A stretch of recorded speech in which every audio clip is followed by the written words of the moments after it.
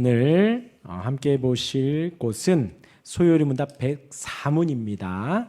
우리 104문을 우리 나누면서 오늘 주기도문의 네 번째 기도가 무엇인지 한번 살펴보도록 하겠습니다. 제목은 우리의 매일의 빵. 제가 영어로 적었는데요. Our daily bread. 이렇게 했습니다. 우리 이 시간에 한 절씩 한번 나누어 볼게요. 제가 먼저 문을 읽으면 여러분들이 답을 앞을 보시면서 읽어보시기를 바랍니다. 웨스트민스터 소요리 문답 104문입니다. 네 번째 기원에서 우리는 무엇을 위해 기도하나요?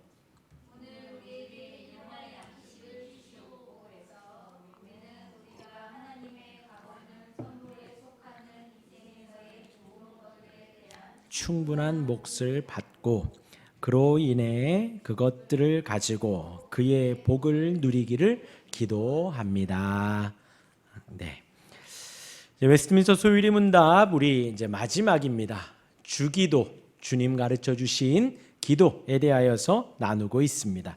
서원에서 하나님 아버지를 불렀지요. 우리의 기도의 대상, 우리가 호소해야 할 대상, 우리의 아뢰음을 들으시는 분이 누구신가? 하늘에 계신 우리 아버지라고 했습니다. 하늘에 계시다 함은 하늘과 땅 모든 것을 통치하시고 다스리신다라는 것이지요. 그분이 우리의 하나님이시고 우리의 하나님 아버지임을 서원에서 알려주셨습니다. 그 하나님 아버지를 부르고 첫 번째 간구입니다. 이름이 거룩히 여김을 받으시오며 하나님께서 우리에게 우리가 간구해야 할 제일 첫 번째 모든 기도의 제일 첫 번째가 무엇인가? 하나님의 이름이 거룩히 여김을 받는 것입니다. 하나님의 영광이 나타나는 것입니다. 하나님의 은혜가 드러나는 것이고 하나님의 이름이 거룩하여지는 것이 우리의 삶에 있어서 우리의 사역에 있어서 우리의 모든 것에 있어서 제일 첫 번째 간구입니다. 두 번째가 나라가 임하시오며 였습니다. 하나님의 나라로 우리를 다스려 주시고 하나님의 통치가 우리에게 가득하기를 두 번째로 간구하고요. 뜻이 하늘에서 이루어진 것 같이 땅에서도 이루어지이다 했습니다. 하나님의 뜻이 하늘에서 온전히 이루어진 것처럼 이 땅에서도 나도 하나님의 뜻을 구하고 하나님의 뜻을 이루기 위해 전력 질주할 수 있도록 간구하라 이렇게 했습니다. 어떠한가요? 이 세 가지 기도에 대하여서 배웠는데 우리의 간구가 우리의 기도가 조금씩 달라지고 계신가요? 달라지시기를 바랍니다. 우리의 기도는 날마다 달라져야 합니다. 우리가 호흡이라고 하죠. 호흡은 우리가 못하면 죽는 거예요. 하나님과의 호흡인데 하나님과의 호흡 가운데에서 우리가 날마다 기도합니다. 어떻게 해서든 기도를 해요. 그 대상이 다른 이일지라도 우리는 우리의 마음에는 종교성이 있어서 늘 기도합니다. 그 대상이 그리고 그 첫 번째 간구가 두 번째 간구가 세 번째 간구가 무엇인가 늘 돌이키며 우리의 기도가 날마다 달라질 수 있기를 바랍니다. 우리의 신앙이 계속해서 자라가야 한다는 것이지요. 우리 표현으로 하면 날마다 개혁되어져야 한다는 것입니다. 말씀으로 돌아가는 것이 말씀으로의 개혁이에요. 삶에서 말씀이 나타나는 것이 말씀으로의 개혁입니다. 그러기에 우리가 한 절 한 절 한 문구 한 문구 배워갈 때에 우리의 삶에 우리의 기도에 조금씩 적용하셔서 우리의 기도가 날마다 개혁될 수 있도록 말씀으로 더욱더 가까워질 수 있도록 더욱더 주님 원하시는 기도를 우리가 하나하나 해갈 수 있도록 되었으면 좋겠습니다. 여러분들에게만 말씀드리는 것이 아니라 목사인 저도 마찬가지입니다.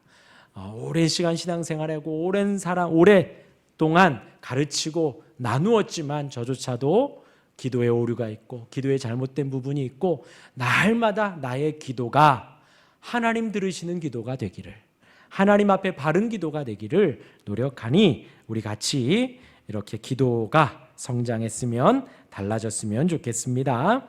오늘은 제 네 번째 간구입니다.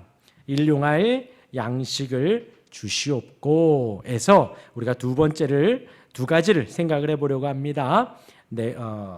그 답에서 두 가지를 뽑아보면요. 첫 번째가 우리는 우리가 하나님의 값없는 선물에 속하는 이 생에서의 좋은 것들에 대한 충분한 몫을 받는다는 거예요. 이 땅에서 살아가며 하나님이 우리에게 충분한 몫을 주신다라는 것. 이 부분을 첫 번째로 나누고요. 두 번째로 그로 인해 그것들을 가지고 그의 복을 누릴 수 있기를, 주님 주신 것에 복을 누리기를 두 가지로 나누도록 하겠습니다. 첫 번째 생각을 해보면요, 우리는 우리가 하나님의 값없는 선물에 속하는 이 생에서의 좋은 것들에 대한 충분한 몫을 받습니다. 이 생에서의 좋은 것들, 그것이 오늘 우리가 기도에 언급하는 주님이 주기도에서 가르쳐 주신 일용할 양식입니다. 매일의 빵, 우리의 매일의 빵. 영어로 뭐라고요? 하유라, 영어로 뭐라고? 아니, 핸드폰 올려놓으라고. 우리의 매일의 빵. 시작. 매일의, 우리의, 우리의, so our daily bread. 그렇지, daily 맞았어. Our daily bread, 우리의 매일의 빵입니다. 뭐 우리식으로 하면 매일의 밥 정도 되겠죠. 여기서의 양식은 일용할 양식이라고 하고, 그 해석에 있어서는 이성에서의 이제 좋은 것들이라고 했습니다. 그러하니 빵은 단지 먹을 것뿐만이 아니라 우리가 사는데 필요한 모든 것을 말합니다. 우리에게 필요한 모든 것, 우리가 살아가는 모든 힘, 우리 주변의 모든 자원들, 우리가 사는 데 있어서의 모든 자원들을 말을 하는 거죠. 구체적으로 말하면 먹는 것일 수 있고, 입는 것일 수 있고, 거주하는 것일 수 있고, 씻는 것일 수도 있고요. 우리의 매일에 살아가는 주변의 모든 것들을 말을 하는 것이지요. 그것이 모든 것에 있어서 하나님이 주시지 않으면 우리가 누리는 것은 아무것도 없다. 하나님이 매일매일 우리의 그 모든 것을 주신다라는 거예요. 그러니까 우리의 매일의 빵이지만 그 빵이 아니라 그랬죠. 힘도 되고 우리의 모든 것이라 했습니다. 우리의 매일의 그 모든 것을 누가 주셔요? 하나님이 주신다라는 것입니다. 그런데 그 앞에 이제 우리예요. 우리의. 그러니까 각자의 상황에서 하나님이 매일에 필요한 것을 주신다라는 것이지요. 각자의 상황과 환경에 맞춰서 하나님이 주시는 것입니다. 그런데 우리는 자주 이것을 잊는다는 거죠. 까먹는다는 것이죠. 우리가 자주 잊으니까 예수님께서 이 구절을 넣어서 제발 잊지 말라는 것입니다. 올려놓으라고요. 제발 잊지 말라는 거예요. 제발. 우리 하나님은 온 세상의 창조주이십니다. 하나님은 온 세상의 통치자이십니다. 우리의 호흡도 아시고, 우리의 앉고 일어섬도 아시고, 날아가는 새도 하나님 허락하셔야 떨어지는 것이고요. 그렇죠? 하나님이 온 세상의 통치자입니다. 그 혜택을 받는 것은, 하나님의 통치 혜택을 받는 것은 믿는 자도 그렇고 믿지 않는 자도 그러합니다. 동일합니다. 우리에게 먹고 사는 문제, 그 모든 것을 인도하시는 분이 하나님이시라는 거예요. 믿는 사람이나 믿지 않는 사람이나 모두 하나님의 인도하심에, 하나님의 도움 가운데에 살아간다는 것이지요. 하나님의 도움 없이 사는 사람이 단 한 사람도 없다라는 거예요. 우리에게 생명 주신 분이 하나님이시고 오늘도 살게 하신 분이 하나님이십니다. 그런데 매일매일 이것이 반복되어 가니 우리가 착각하는 거죠. 자기 힘으로 다 되는 줄 아는 것입니다. 자기 계획대로 자기 힘과 능으로 다 된다고 착각하며 살아간다는 것이지요. 그러하기에 이 네 번째 강구는 제발 그것을 잊지 말라는 거예요. 모든 것의 근원이신 하나님, 모든 것의 인도자이신 하나님, 모든 것의 마지막인 그 하나님의 손길을 잊지 말라는 것입니다. 하나님이 주시는 것임을 절대로 잊지 말라는 것이지요. 생각을 해보면요, 이 말씀의 수신자, 이 주기도의 제1차 수신자는 바로 제자들입니다.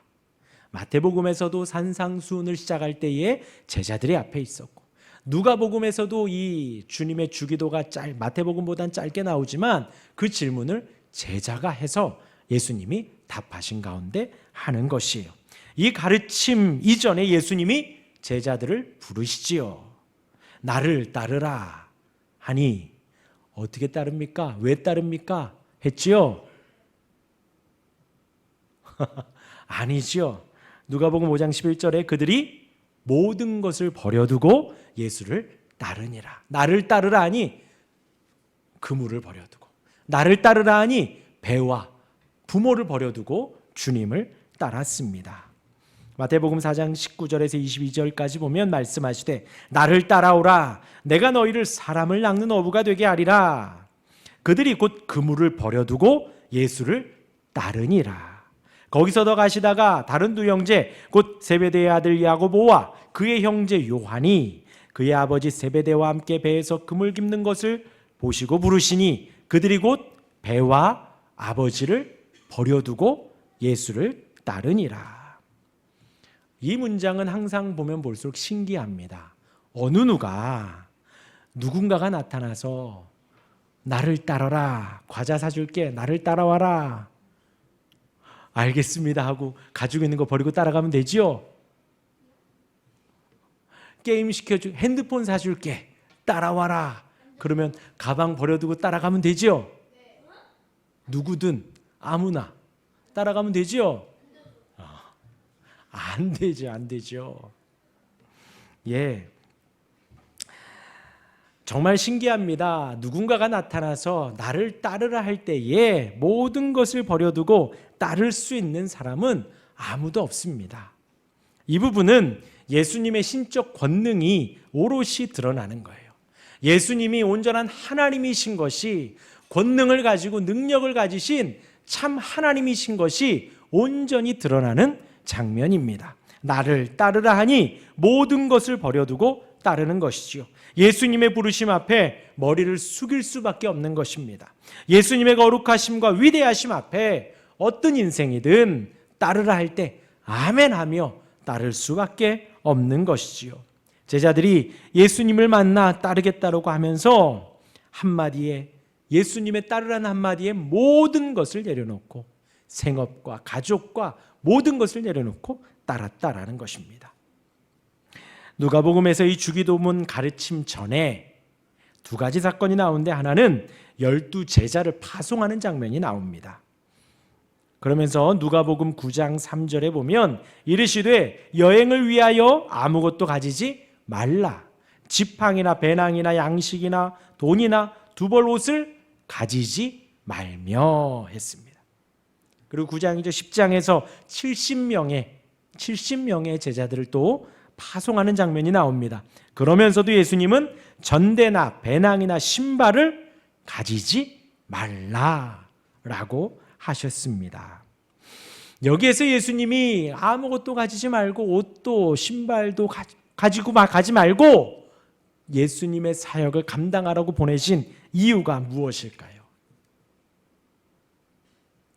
두벌옷도 가지지 말래요. 막 추레하게 막 찢어지고 그래도 막 다 떨어져도 그렇게 살아가라 하시는 것일까요? 그냥 배고프게 살다가 픽 쓰러져서 객사하여라, 이 말씀일까요? 아니죠. 그냥 저렴하게 사는 것이 아니라 전능하시고 위대하신 참 하나님이신 그 예수님의 부름을 받아, 예수님의 보냄을 받아 사역을 하는 가운데 그들의 먹고 입고 사는 것을 살아계신 하나님이 책임져 주신다는 것이지요. 그러니 너희는 무엇에만 집중해라? 사역에만 집중하라는 거예요. 그 예수님의 이름을 전하는 일에만 집중하고 예수님의 이름을 증거하는 일에만 집중하라는 것입니다. 그 외에 먹고 사는 문제는 전능하신 하나님이 책임져 주시겠다라는 것이지요. 위에서 언급한 대로 사람들은 참 악합니다. 날마다 하나님이 주시는 것을 받아 먹다 보니 그것이 당연히 주어지는 것으로 여긴다라는 거예요. 그러다 보면 우리의 삶 속에서 그 작은 것 하나하나 하나님 앞에 구하지 못하고 사역하면 하나님의 큰 일들 간구하면 사겠느냐라는 것이지요. 기도의 삶을 제대로 살 수가 없는 것입니다. 또한 성경의 내용에, 성경의 전체 흐름에 보면 하나님의 택한 사람들은 하나님이 먹이시고 입히시고 책임진다는 것이지요. 물론 풍족하여 차고 넘치게가 아니라 부족함이 없이 우리의 필요한 것을 제때에 주신다라는 것이지요. 그러는 가운데 이 제자들도 가진 지갑이나 배낭이나 양식이나 두벌옷을 의지하지 말라는 것입니다. 온전히 하나님만 바라며 하나님만 의지하며 하나님 주신 것에 감사하며 사역하라는 것이지요. 하나님은 하나님의 나라의 사역을 하는 가운데 제자들이 자신의 생업을 버렸지요. 그렇게 헌신하는 제자들에게 먹을 것 또한 오롯이 책임져 주시겠다고 말씀하신 것입니다. 그러며 그런 흐름 속에서 내가 책임질 테니 너희는 이것을 기록해라, 이것을 기도해라.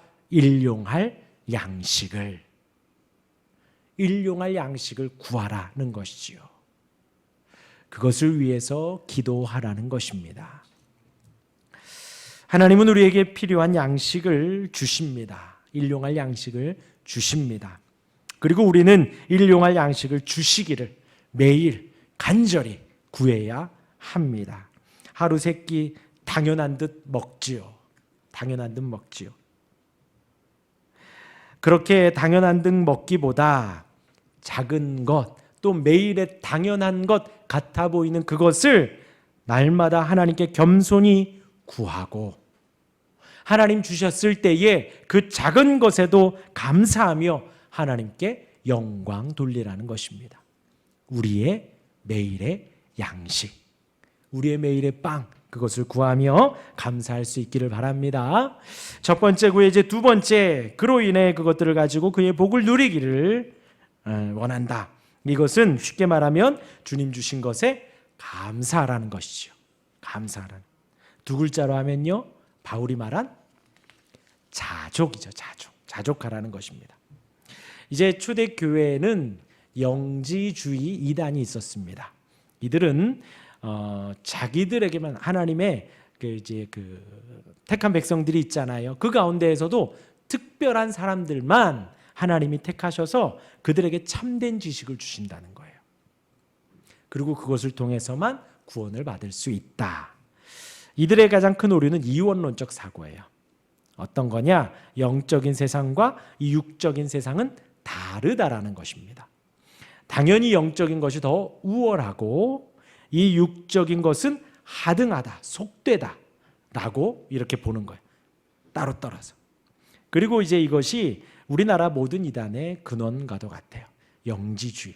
어떤 택한 사람, 어떤 특별한 사람만이 뛰어나다라는 거죠. 그렇게 되면 제가 지금 2계단 올라와 있죠. 제가 더 뛰어난 거예요. 여러분들은 속된 거예요. 그래서 내 말만 잘 들어야 돼요. 다른 교회 가면 안 돼요. 우리 교회만 모여야 되고 제 말만 잘 들어야 돼요. 왜요? 제가 기도 많이 하고 성경 많이 보니까 하나님이 나에게만 그 깨달음을 주신다라고 하는 거예요.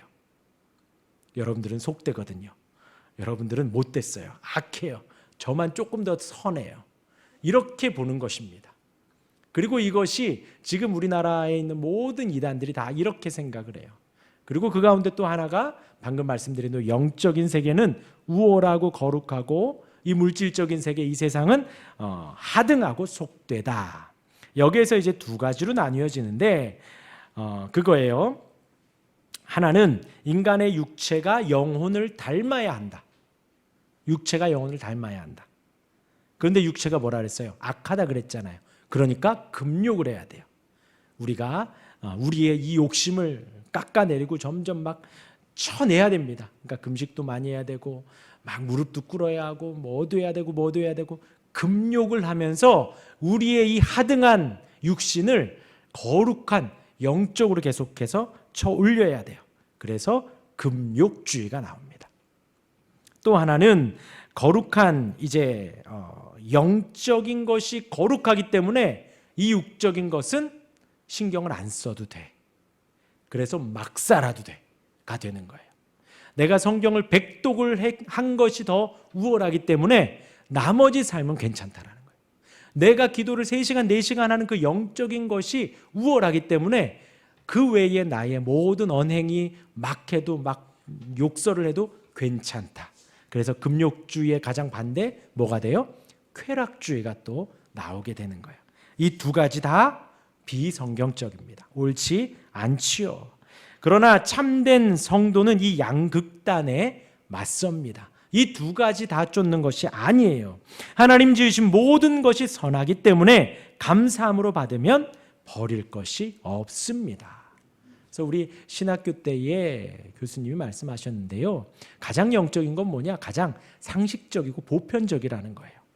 배고프면 배고프다고 하고 밥 먹으면 됩니다. 또 뭐가 필요하면 필요하다고 하고 하면 된다라는 것이죠. 육적인 것과 영적인 것을 따로 생각을 하면 안 돼요. 하나로 생각을 하는 것입니다. 하나로 같다라고 보는 것이에요. 그렇기 때문에 주신 모든 것이 감사함으로 받으면 버릴 것이 없다. 그러면서 지금 4번째 강구 우리 몸을 위해서 양식을 구하라는 것이죠. 그것이 옳다 그르다? 옳다는 거예요. 하나님 주신 날마다의 양식을 그 작은 것 하나라도 구하는 것은 옳다. 그런 가운데 성도들은 금욕주의자도 아닙니다. 피곤하면 주무시면 돼요. 그렇죠? 그러면서도 쾌락주의도 아닙니다. 하나님 주신 것에 만족해야지 그 이상의 더 먹으려 하고 더 가지려 하고 더 하려고 하는 것은 그것은 쾌락 쫓아가는 거죠. 하나님을 쫓는 것이 아니라 이 땅의 것을 쫓는 것이지요. 모든 것을 감사함으로 받아 누리는 것입니다. 또한 없는 것은 없는 대로 감사하며 주어진 것을 바라며 살아가는 것입니다. 말씀 두 구절을 읽어드리겠습니다. 빌립보서 4장 11절에서 13절인데요. 어떠한 형편에든지 나는 무엇을 배웠다고요? 자족하기를 배웠노니 나는 비천에 처할 줄도 알고 풍부에 처할 줄도 알아. 모든 일 곧 배부름과 배고픔과 풍부와 궁핍에도 처할 줄 아는 일체의 비결을 배웠노라. 그러니까 부족한 것도 감사한 거고요. 풍부한 것도 감사하다라는 거예요. 먹을 것이 지금 없는 것도 감사하고 오늘 내일 모레 먹을 것까지 있는 것도 감사하다라는 거죠. 그 두 가지에 처할 줄 아는 일체의 비결을 배웠다라는 거예요. 하나님께서 인도하신다라는 거죠. 그래서 마지막에 우리가 너무나도 잘 아는 말씀이죠. 같이 읽어볼까요? 시작. 내게 능력 주시는 자 안에서 내가 모든 것을 할 수 있느니라. 예, 이것은 모든 것을 내가 다 할 수 있다, 전능하다를 말하는 것이 아니라 지금 말한 대로 풍부에도 처할 줄도 알고 빈곤에도 처할 줄도 안다라는 거예요. 또 우리 다음 디모데전서 6장 6절에서 8절 보겠습니다. 그러나 자족하는 마음이 있으면 경건은 큰 이익이 되느니라. 우리가 세상에 아무것도 가지고 온 것이 없음에 또한 아무것도 가지고 가지 못하리니 우리가 먹을 것과 입을 것이 있은즉 지금 가지고 있으니 뭐라고요? 족한 줄로 알 것이니라. 성도가 살아가는 데 있어서 부족함이 없다라는 거예요. 지금 내가 가지고 있는 하나님이 허락하신 이것으로 충분하다라는 거죠. 충분하다라는 거죠. 바울은요, 비천한 상황, 비참하고 없는 상황, 힘든 상황에서 슬퍼했다, 슬퍼하지 않았다? 슬퍼하지 않았다는 거예요. 슬퍼하거나 우울해하지 않았습니다. 내가 그때 왜 그랬을까? 내가 왜 그랬을까? 자책하지 않았다라는 거예요. 대신에 만족하죠. 감사하며 만족했습니다. 또한 반대로 풍부한 상황에서도 교만하거나 사치스럽게 지내지 않았다라는 거예요. 하나님이 우리에게 풍부함을 주신다면 무슨 이유이죠? 나누라는 것입니다. 하나님이 나에게 안 주시는 것은 안 주시나 보다 하면 돼요. 근데 나에게 하나만 있으면 되는데 2개, 3개가 있다라고 하면 2개, 3개는 나누면 되는 것입니다. 이웃사랑으로 나누면 되는 거죠. 하나님이 주신 풍부함은 나누라는 뜻입니다. 내 필요한 것 외에 이웃에게 베푸는 것입니다. 이것이 자족의 참된 의미이지요. 바울은 어떤 상황에서도 자족하며 사는 비결을 터득했다라는 거예요. 그 내게 능력 주신 자 안에서 내가 모든 것을 할 수 있다. 그게 바로 자족의 능력을 더득했다라는 것이지요.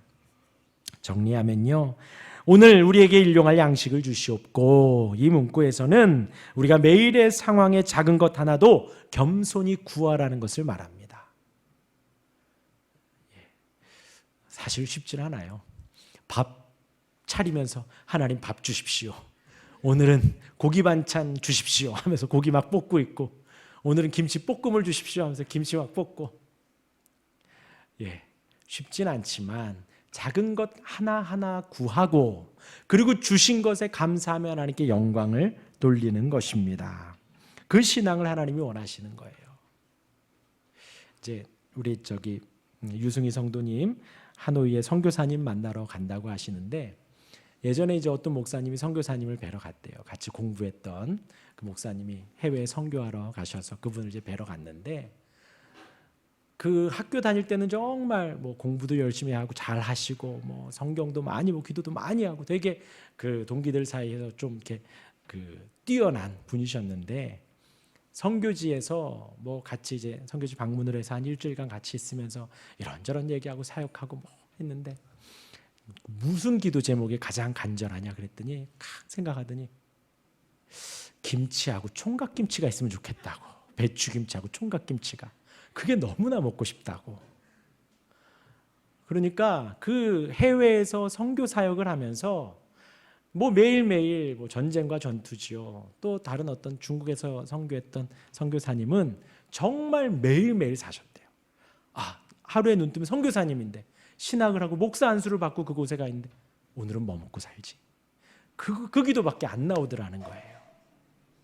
매일매일의 그 간구함이 우리는 날마다 당연한데, 그분들에게는 우리가 먹는 김치, 깍두기 뭐 그런 것이 그분들에게는 간절한 기도 제목이다라는 거죠.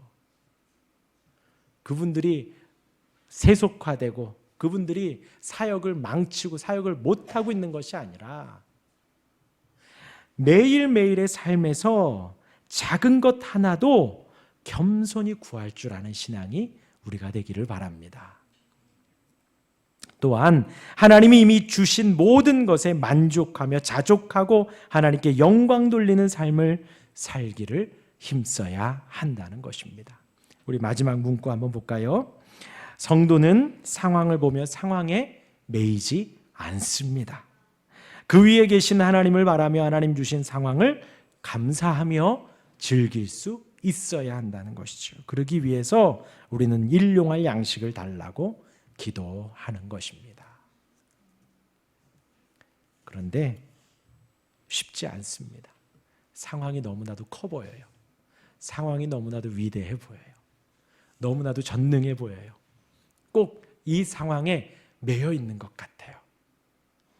그러기에 우리는 일용할 양식을 구하며, 산 정상에 가려면 그 꼭대기를 보면서 가면 힘들어서 못 갑니다. 내 앞에 있는 계단 하나, 바위 하나, 내 앞에 있는 내 신발 하나하나 보고 가야 언젠가 꼭대기에 올라가 있는 것처럼, 상황과 환경이 너무나도 커 보이고 내가 이길 수 없는 것 같아 보여도 그냥 매일 한 걸음 한 걸음 가다 보면 그 모든 것보다 더 크신 하나님이 보이고 그 모든 일들을 이루어 가시는 하나님의 능하심이 보이게 되는 것이지요. 그렇게 매일매일 자족하며 양식을 구하며 감사하며 겸손히 살 수 있는 우리가 되기를 주님의 이름으로 축원합니다. 아멘.